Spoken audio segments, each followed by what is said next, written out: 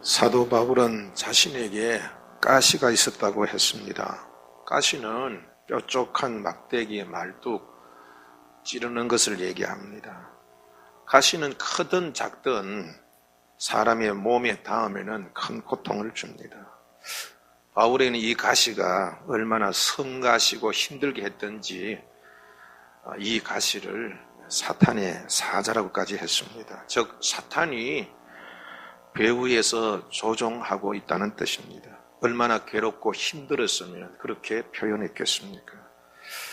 바울에게 있어서 이 육체의 가시는 여러 가지 설이 있습니다. 먼저 작은 글씨를 아예 볼 수 없었던 안질로 인한 시력장애라는 설도 있고, 또 간질이 있어서 자주 발작했는데 그것이 육체의 가시였다라고 말하는 설도 있고, 또 자신을 죽도록 미워하며 괴롭히는 대적자라는 설도 있습니다. 그 외에도 함께 동력했던 사람들이 자꾸 하나둘씩 떠나감으로 생긴 지독한 외로움이라는 설도 있고, 또 극심한 경제적인 어려움이 육체의 가시였다라고도 말하는 설이 있습니다. 그 어느 것이든지 바울에게 있어서는 큰 가시와 같은 아픔이었습니다. 바울이 얼마나 많은 사람을 고쳤습니까? 심지어 죽은 자까지도 살려내고, 바울이 가졌던 손수건을 만져도 고침받는 일들이 일어났지 않았습니까? 그런데 정작 자기에 있는 병을 고치지 못한다면 여러분 그것이 얼마나 마음 아픈 일이겠어요? 얼마나 민망한 일입니까? 그래서 이제 그것이 아마 자기 자신을 찔렀을 수도 있습니다. 조인계 목사님이 천막교회를 할 때에 복음을 전하면서 예수 믿으면 복 받습니다 그렇게 얘기하는 게 주위에 있는 사람들이 웃으면서 야 니나 잘 살아라, 천막 주제에 뭐 복 받으라고 그러냐, 그렇게 얘기했다고 그래요. 그러니까 가난한 가운데에서도 예수 믿으면 복 받습니다 그 얘기하는 게 얼마나 민망합니까? 그래서 이런 빈궁함이 바울의 가시일 수도 있었다 그런 생각이 됩니다. 사람들마다 다 나름대로의 가시가 있습니다. 그런데 여러분들 예수님 믿으면은 이러한 고통의 가시는 없어져야 한다고 대부분 생각하지 않습니까? 예수님을 믿는 사람이, 예수를 잘 믿는 사람의 이런 가시가 있다고 생각하면은 아마 사람들은 믿음이 없구나, 안 그러면 그 사람이 죄 때문에 그럴 것이다 라고 생각하기도 합니다. 욥에게도 한꺼번에 여러 가시가 생겼지 않습니까? 신남매 여러분들 같은 날 참사를 당합니다. 그리고 가축대를 한꺼번에 잃어버립니다. 이 일로 인하여 아내는 믿음을 떠나고, 그리고 자신은 극심한 피부병으로 고생하게 됩니다. 그때 새 친구가 와서 한다는 말이 잘 살펴봐라, 바로 그 네 죄 때문에 아니냐, 이렇게 몰아세웁니다. 예수 믿는 사람들이 어려움을 겪으면은 그 어려움뿐만 아니라 다른 사람들이 예수 믿는 사람이 왜 그래? 복 받는다며? 응? 그런 소리를 듣는 것이 사실 그 가시보다도 더 두렵고 더 아픈 법입니다. 욥에게도 지독한 가시가 있었고 바울에게도 지독한 가시가 있었습니다. 이어령 전 교육부 장관의 딸 이민아 씨, 나중에는 이분이 이제 목사가 됩니다만은, 이 사람은 아예 가시 속에 살았던 사람, 가시 덤불 속에 살았던 사람. 이화여대를 졸업한 후 미국으로 건너가서 로스쿨을 수료하고 변호사 자격을 취득합니다. 그리고 LA 지역의 지역 부장검사의 자격까지 오릅니다. 얼마나 화려한 경력을 가진 사람인지 몰라요. 그러나 이 사람에게도 하나둘 가시가 생기기 시작합니다. 김한길 전 문화부 장관과 결혼했지만 설하의 아들 하나를 두고 5년 만에 파경을 맞게 됩니다. 4년 후 재혼해서 새 아들을 얻었지만 그중 큰 아기가 자폐 판정을 받습니다. 겉으로는 화려하였지만 가정사는 고통의 연속이었습니다. 설상가상으로 자신은 망막분리증으로 시력을 잃을 위기까지 처하게 됩니다. 그때 무신론자였던 이은영 박사는 독실한 이 크리스찬인 딸을 위해서 하나님 앞에 무릎을 꿇고 최초로 서원을 해요.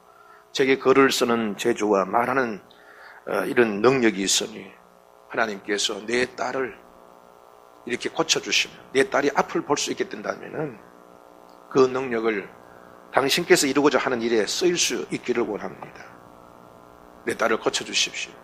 그 기도가 상달되어져서 이미나 이 목사는 기적처럼 시력을 회복합니다. 그러나 그 기쁨도 잠깐, 그녀에게 불행은 계속됩니다. 2007년도 큰 아들을 잃게 되고 설상가상으로 그 자신도 암 선고를 받게 됩니다. 여러분들, 예수 잘 믿는 사람도 이런 고통, 가시 덤불 속에 살게 돼요. 아마도 사도 바울처럼 이것을 내게서 내게 떠나게 하옵소서라고 얼마나 눈물을 쏟으면서 기도했겠습니까? 바울 역시 이 가시가 너무 성가셔서 내게서 떠나기를 3번 주께 간구했다고 하지 않았습니까? 마침내 주님께서 응답하셨습니다. 근데 9절에 보면은 주님의 대답은 내가 가시를 제거해 주리라고 하신 것이 아니라 내 은혜가 내게 족하다라는 것이었습니다. 이 가시가 오히려 은혜라고 말하는 것입니다. 어떻게 여러분 가시가 은혜입니까? 그래 여러분 가만히 한번 생각해 보십시다. 자동차를 우리가 예를 들면은 자동차는 빨리 가기 위한 도구입니다. 자동차는 빨리 달리기 위해서 발전해 왔습니다. 그런데 그 자동차에는 멈추게 하는 브레이크 기능도 있어야 합니다. 좋은 차일수록 빨리 달리기도 하지만은 빨리 멈출 수도 있습니다.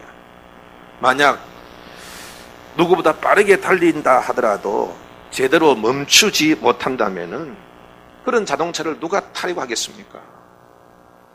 왜냐하면 멈추지 못하면은 다른 사람도 해치고 자신의 생명까지도 잃을 수 있기 때문입니다. 하나님은 우리들에게 빠르게 달릴 수 있는 은혜와 함께 멈추게 하는 은혜도 함께 주시려고 여러분 우리에게 가시를 주시는 것입니다. 육체의 가시는 사탄의 사자이자 또한 하나님의 은혜라는 두 얼굴을 가지고 있습니다. 이 세상에 가시가 생긴 것은 아담의 죄 때문이었습니다. 죄는 하나님이 주셨던 모든 선한 것을 송두리째 빼앗아가 버렸습니다. 그 죄로 에덴에서의 평화와 풍족함은 떠나가고 그 대신 그 자리에 죽음과 질병과 빈곤이 찾아왔습니다. 탐심과 교만으로 서로를 찌르게 됩니다. 식물조차도 척박한 세상에서 살아남기 위해서 가시를 만들었던 것입니다. 사탄은 아담에게 너를 하나님처럼 되게 해주겠다, 너를 가장 행복해 주겠다고 속삭였지만은 결국은 아담을 저주에 빠뜨리고 말았습니다. 분명 인간의 죽음, 질병, 빈곤, 갈등, 미움, 다툼, 전쟁은 죄로 인한 저주입니다. 그러나 이 저주를 풀고 에덴으로 다시 돌아가게 하시려고 오신 분이 바로 우리 주 예수십니다. 예수님은 십자가에서 우리의 모든 죄를 사하셨습니다. 이로 인하여 죄가 사해지고 그와 함께 저주도 풀렸습니다. 갈라디아서 3장 13절에 그리스도께서 우리를 위하여 저주를 받은 바 되사 율법의 저주에서 우리를 속량하셨으니 기록된 바 나무에 달린 자마다 저주 아래 있는 자라 하였음이라고 하였습니다. 여러분, 예수는 믿으면 저주에서 벗어나는 줄 믿으시 바랍니다. 사탄에게 빼앗겼던 자유도 생명도 풍성함도 기쁨도 화평도 다시 찾을 수 있습니다. 믿는 이들에게는 이런 자격과 권리가 생겼기 때문입니다. 그리고 얼마든지 성령님께서 다시 찾을 수 있도록 지원해 주십니다. 그러므로 믿는 이들은 항상 자신의 죄를 제거할 뿐만 아니라 또한 사탄이 준 죄와 저주와도 싸워야 합니다. 예수께서는 내 이름으로 구하라고 하셨습니다. 사도들도 예수님의 이름으로 귀신을 내어 쫓고 질병을 고쳤습니다. 누구든지 예수를 믿는 자는 주님의 이름으로 저주에서 벗어날 수가 있습니다. 그래 여러분, 싸우지 아니하면은 결코 마귀는 떠나려 하지 않습니다. 날마다 주님의 이름으로 죄를 씻어내고 마귀의 권세와 저주와 싸워서 주님이 주시는 은혜로 나아가시는 여러분이 되기를 주님의 이름으로 축복합니다. 그러면 주님의 이름으로 사는 사람은 다 가시가 제거되어야 하는데 오히려 가시가 은혜라니 참 이해하기 어렵지 않습니까? 자동차의 비유에서 말씀드렸던 것처럼 자동차는 달리게 하는 기능과 함께 멈추는 기능도 함께 공존해야 하는 것처럼 주님은 우리에게 사탄의 저주를 제거하는 은혜와 함께 사탄과 죄로부터 우리의 믿음을 지키게 하기 위해서 또한 하나님의 뜻을 이루게 하기 위해서 우리에게 가시를 주신다는 것입니다. 그래서 하나님 주시는 가시는 저주가 아니라 은혜인 것입니다. 사람은 죄 가운데 태어납니다. 유전자 속에 죄성이 고스란히 남아 있습니다. 여러분들 브레이크는요, 달리는 것을 멈추게 하고 속도를 조절하는 것이지 그 브레이크 그거 자체가 자동차를 완전히 멈추게, 자동차의 그 기능을 망가지게 하진 않습니다. 그처럼 여러분들 하나님의 은혜가 우리 속에 있는 죄를 멈추게도 하고 여러분들 느리게도 만들지만 우리 속에 있는 이 죄성을 없애버리지 못한다.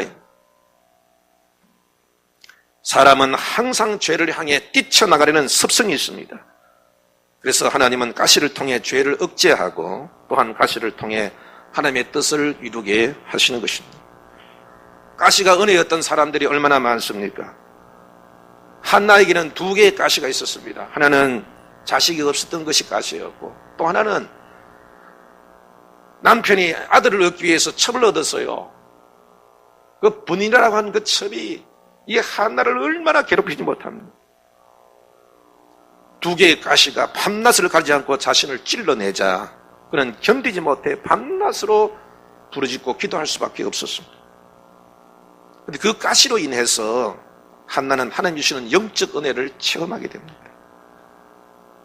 그 가시, 여전히 가시가 있었음에도 불구하고 그는 하나님 주시는 큰 편안함, 자유함을 알게 됩니다. 하나님을 더 가까이 만나는 은혜를 체험하게 됩니다. 그 후에 사무엘이라는 위대한 영적 영웅을 낳게 됩니다. 가시가 아니었다면 이루지 못할 것을 가시로 인해서 이룰 수 있었던 것입니다. 이민아 목사에게도 가시가 은혜였습니다. 이민아 목사는 아픈 아기도 가시였지만은 이 아기가요, 아들, 셋째 아들이 어머니를 얼마나 미워하는지, 어머니를 경멸하고 미워하고, 그래서 그 아들도 자기에게는 가시였어요. 아무리 다가서도 그 아들은 어머니를 밀쳐냈어요. 너무 가슴이 아팠어요. 그 이민아 목사는 부르짖고 또 부르짖어요. 주님께서 이 아이는 마음의 상처가 크다. 그러니 사랑해라. 그 말씀을 듣고 다시 다갔으면 더 심한 모욕을 주고 더 큰 상처를 주었어요. 견디지 못할 만큼. 다시 주님께 엎드렸습니다. 똑같이 하나님께서 사랑해라. 덮어줘라. 그래서 그때 이 이민아 목사가 하나님의 그 사랑이 얼마나 크고 깊고 넓은지 그때 깨달았어요. 주고 또 주고 또 주어도 계속 끊임없이 베풀어주는 주님의 그 사랑을 그때 비로소 깨닫게 되었어요. 하나님께서 나도 이렇게 사랑하셨구나. 그래서 하나님, 나도 이 아이를 그렇게 사랑하게 해주십시오. 그러니까 그렇게 사랑했습니다. 끈질기게. 믿은데도 또 다갔어. 믿은데도 또 다갔어. 그렇게 가시처럼 괴롭혔던 그 아들이 1년 후에 그 어머니에게 편지를 건네줍니다. 그 안에 이렇게 써여 있었습니다. 내가 아무리 하나님을 부인하고 싶어도 엄마 안에 있는 하나님의 사랑을 부인할 수가 없습니다. 나도 나 자신이 믿고 엄마도 믿고 그래서 내 안에 있는 모든 악이 밖으로 튀쳐나왔습니다. 내가 얼마나 많은 상처를 주었는데 엄마가 사랑의 한계를 느끼고 나를 미워하는 상황으로 내가 몰아갔는데 내가 엄마의 마음을 아는데 내가 엄마의 성격을 아는데 엄마는 그렇게 하면 도저히 참을 수가 없어. 그러나 엄마는 나를 사랑했어. 나를 사랑한 것은 엄마 안에 있는 하나님의 사랑 때문이라는 것을 나는 알 수 있었어. 이제 내게는 하나님의 사랑도 있고 엄마의 사랑도 있으니 이제 세상 사는 게 전혀 무섭지 않아. 이 세상에 어떤 거친 벼락 끝에 내가 서 있을 때도 나는 무서워하지 않을 거야. 엄마 고마워. 엄마 사랑. 이민아 목사의 아버지 이어령 박사에게도 가시가 은혜였습니다. 이어령 박사에게 이 딸 이민아는 가시였어요. 여러분 얼마나 많이 여러분 가시 속에 사는 그 딸을 볼 때에 이은영 이 박사의 마음에도 그 딸에 대한 고통이 얼마나 컸겠습니까? 무신론자로 하나님처럼 살았던 그가 딸 이민아가 시력을 잃으면서도 복음을 전할 때 비로소 그는 하나님께 무릎을 꿇을 수밖에 없었습니다. 그런 마침내 예수님을 만나게 되었습니다. 구원을 받게 되었고 하나님께 헌신하게 되었습니다. 여러분, 가시가 은혜가 되었던 것입니다. 가시는 위장된 축복입니다. 가시는 폭주하는 자동차를 멈추게 하는 자동차처럼, 자동차의 브레이크처럼 멸망의 길을 멈추게 하는 안전장치입니다. 가시는 결국 하나님의 선하신 뜻을 이루게 하는 친절한 안내자입니다. 누구보다 이 가시의 은혜를 안 사람이 바로 다윗입니다. 그래서 시편 119편 71절에 다윗은 이렇게 고백합니다. 고난당한 것이 내게 유익이라. 이로 말미암아 내가 주의 율례들을 배우게 되었나이다. 바울도 드디어 가시의 은혜를 깨닫게 된 것입니다. 사도 바울은 세상으로 말하면 부족한 것이 없었던 사람입니다. 바리새인의 가말리에 문하여 로마 시민권을 가진 사람입니다. 그뿐만 아니라 삼청천까지도 다녀온 영적 체험을 한 영적인 거장입니다. 그러므로 영적으로나 학력이나 가문으로 세상에 부족함이 없는 사람입니다. 이러다 보니 브레이크가 없어서 브레이크가 없다면 교만하지 십상입니다. 그것을 방지하기 위해 주신 것이 바로 가시였던 것입니다. 이 가시가 있기에 자고하지 않고 하나님의 은혜 안에 머무를 수 있게 된 것입니다. 가시 속에 있는 은혜를 깨달은 바울은 9절에서 이렇게 고백하고 있습니다. 그러므로 도리어 크게 기뻐함은 나의 여러 약한 것들에 대하여 자랑하리니 이는 그리스도의 능력이 내게 머물게 하려 함이라. 2013년도 겨울에 일본 홋카이도에서 한 50대의 아버지가 눈보라 속에서 어린 딸을 품은 채 자신은 동사하고 딸을 살린 사연이 신문에 난 적이 있습니다. 경찰이 아버지를 발견했을 때 그는 눈 속에 파묻혀 숨져 있었습니다. 그러나 9살 난 딸은 아버지의 품속에서 기적처럼 살아 있었습니다. 아버지는 밤새 눈을 맞으면서도 딸을 자신의 점프와 몸으로 감싸나 딸의 생명을 지켜낸 것입니다. 이 아이가 가장 약할 때에 아버지의 가장 크고 강하고 놀라운 사랑이 나타난 것입니다. 이 아이의 평생의 아버지에 대한 자랑, 평생 잊혀지지 않는 그의 속에 있는 자랑은 바로 이 아버지의 사랑이었을 것입니다. 며칠 전 제 아내가 몸이 좋지 않는 모습을 보고 교회에 할 일이 많아서 그 교회로 왔습니다. 걱정이 되어서 전화를 했는데 전화를 받지를 않아요. 수십 번 해도 전화를 받지 않아요. 아픈 것이 악화가 되었는가. 그래서 일을 하다 말고 집으로 달려갔습니다. 다행히 몸이 아파서가 아니라 전화기에 문제가 있었습니다. 내 아내가 가장 약할 때 나는 내 모든 것을 팽개치고 내 모든 강한 것을 내 아내에게 쏟아붓습니다. 여러분, 누구인들 그러하지 않겠습니까? 남편이나 아내나 아들이나 딸이나 형제 자매 모두 가장 약할 때에 가장 큰 사랑으로 다가오는 것입니다. 그래서 여러분들 가족이 있는 것이 감사한 일이 아닙니까? 내가 가장 약할 때 나에게 가장 강한 사랑으로 달려오시는 분이 바로 여러분 주님이십니다. 하나님의 사랑은 죽음보다 강합니다. 아가서 8장 6절에 보면 너는 나를 도장같이 마음에 품고 도장같이 팔에 둬라. 사랑은 죽음같이 강하고 질투는 소울같이 잔인하며 불길같이 일어나니 그 기세가 여호와의 불과 같으니라. 하나님의 사랑은 그 기세가 불과 같이 타오릅니다. 하나님의 사랑은 죽음보다 큽니다. 그래서 가장 연약한 우리를 위하여 십자가에 죽으신 것입니다.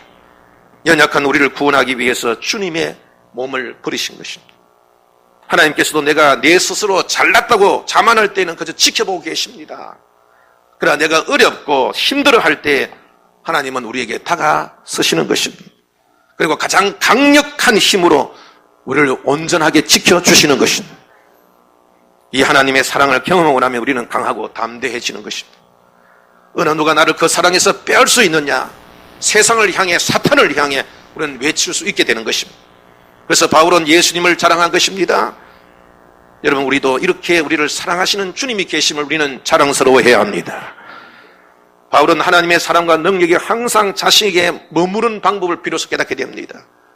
그것은 자신의 연약함을 시인하고 겸손하게 하나님께 도움을 청하는 것입니다. 자신의 가시, 자신의 연약함을 감추거나 부끄러워하거나 낙심하지 않고 또 자신의 의지로 세상의 지혜로 이기려 하지 아니하고 자신의 부족함을 시인하고 하나님께 구하겠다는 것입니다. 여러분, 우리도 마찬가지입니다. 우리가 연약할 때, 가시로 인하여 아프고 외롭고 괴로울 때에 여러분 도망치려 하지 말고 부끄러워 숨으려 하지 말고 여러분 하나님 앞에 이렇게 고백해야 됩니다. 하나님, 내 짐이 무겁고 힘이 듭니다. 도와주시옵소서. 우리가 하나님께 무릎으로 다가서면 그제서야 그 강한 팔로 우리를 지켜주시는 것입니다. 그러므로 내 삶의 가시 때문에 슬퍼하고 원망해야 할 만한 일은 아닙니다. 오히려 가시 때문에 우리가 우리 자신의 연약함을 알고 그 가시 때문에 하나님의 사랑과 능력을 알게 되고 그 가시 때문에 고난보다 더 큰 힘을 얻고 그 가시 때문에 우리가 천국을 가는 길을 갈 수 있게 되는 것입니다. 사랑하는 성도 여러분들, 죄로 인한 가시는 저주입니다. 그 저주는 예수님의 이름으로 물리쳐야 합니다.